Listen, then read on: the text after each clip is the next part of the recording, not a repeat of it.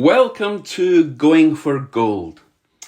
In 2002, there was no bigger sportsman in the world than David Beckham, the then England footballer who played for Manchester United and whose marriage to a Spice Girl made him an international icon.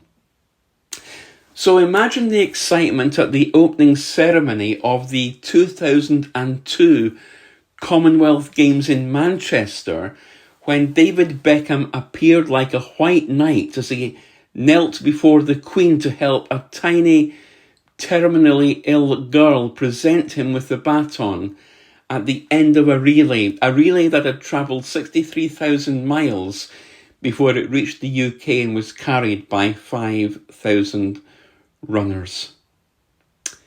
David Beckham, that night in shining armour as it were, wore white from the tips of his bleached hair to the trainers on his feet as he took the Queen's Jubilee baton and ran the final metres towards Kirsty Howard, the 6-year-old girl with a rare and fatal heart disorder.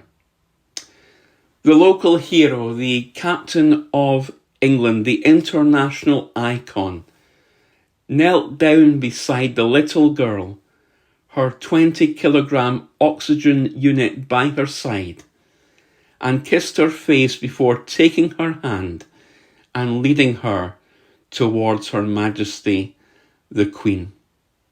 An act of love, an act of compassion, an act of kindness, and an act of humility.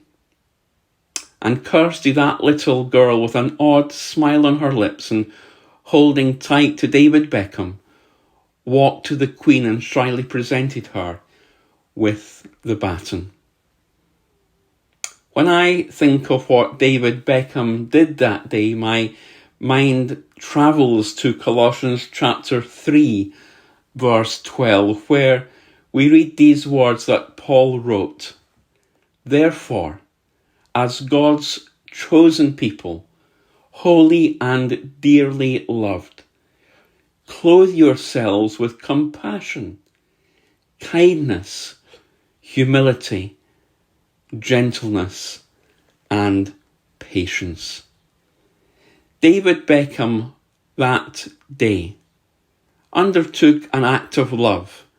He was compassionate, kind, and exhibited humility.